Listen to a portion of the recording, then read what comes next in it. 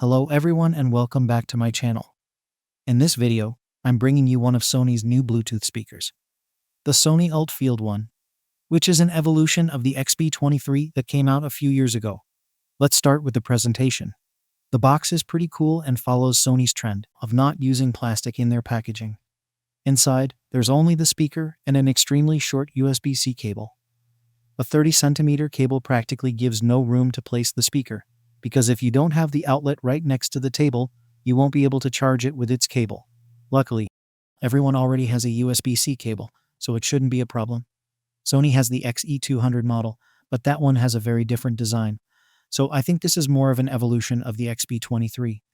The design has changed slightly from the XB23, as it now has a somewhat more rectangular shape instead of being cylindrical, although it retains rounded corners.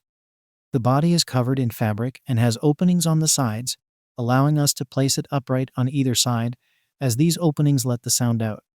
This is an interesting and easy to implement idea. This way we can stand the speaker upright without affecting the sound.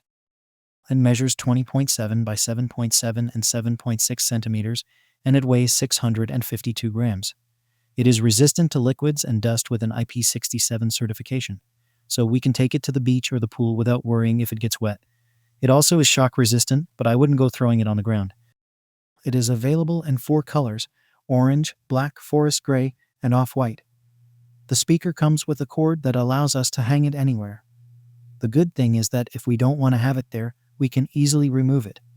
On the top, it has the controls: the power button, the button to pair Bluetooth, the play-pause button, the buttons to increase and decrease the volume, and the Alt button that boosts the bass.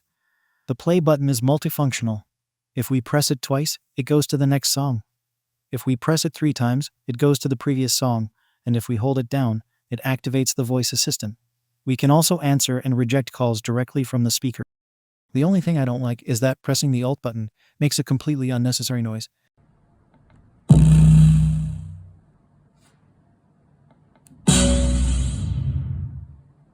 At the back, under a rubber cover, it has a USB port for charging. This model doesn't have an auxiliary connection, so the only way to send music to it is via Bluetooth, as it also doesn't play music through the USB. It's a shame it can't play music while connected via USB, as this would allow us to connect it to a computer and play music while charging the speaker. It uses Bluetooth 5.3, and the signal range is the standard. It can go through up to 4 walls without issues, but if we go further, the music cuts out a lot. We can connect 2 speakers of the same model to get stereo sound, with one acting as the right channel and the other as the left. The speaker includes a microphone with echo cancellation for hands-free use. Sony does not specify the battery capacity of the speaker. They only tell us that it can last up to 12 hours. This is always with the volume at 50%, which is quite low, so the actual duration will be considerably lower. On some websites, they mention that the battery is 3000 mAh, but I haven't been able to confirm if this is true. It has power-saving mode, and if it doesn't receive music for 15 minutes, it turns off automatically. This model has an 83 by 42 mm woofer and a 16 mm tweeter, plus 2 passive radiators on the sides. The speaker reaches a very high volume, much more than you might expect from such a compact speaker. But the volume is very exponential. If you set it to halfway, you can barely hear it. To reach a normal volume, you have to set it between 70 and 80%.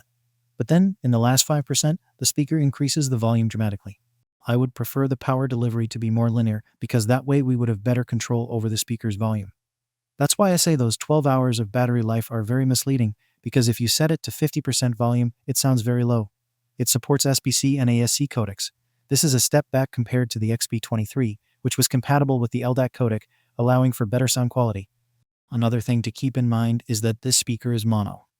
This isn't much of an issue with such small speakers because even if they were stereo, the speakers are so close to each other that you hardly notice any channel separation.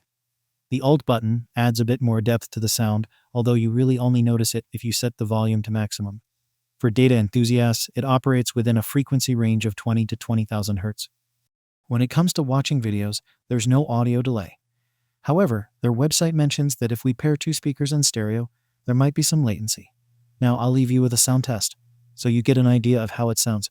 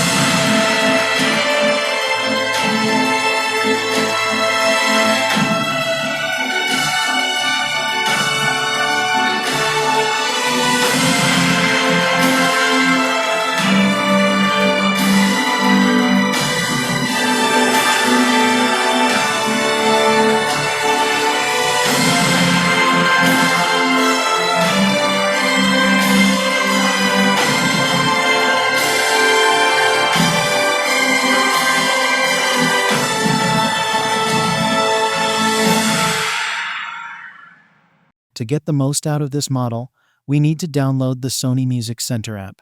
Summarizing, for €99, we have an interesting speaker, but it doesn't add anything new. It has good sound quality and can reach a significant volume. The design is also attractive, though not particularly outstanding. Another interesting feature is the hands-free function, which many similar models don't include. On the downside, we can only send music to it via Bluetooth.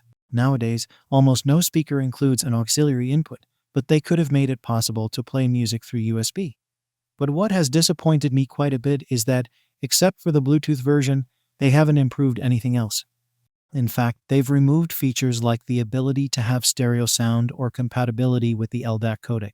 They could have also made it compatible with Auracast, which could be interesting, so this model disappoints me a bit. I'll leave the link to the Sony website in the description below, in case you want to check out the specifications. And if you liked the video, you can subscribe to the channel for free.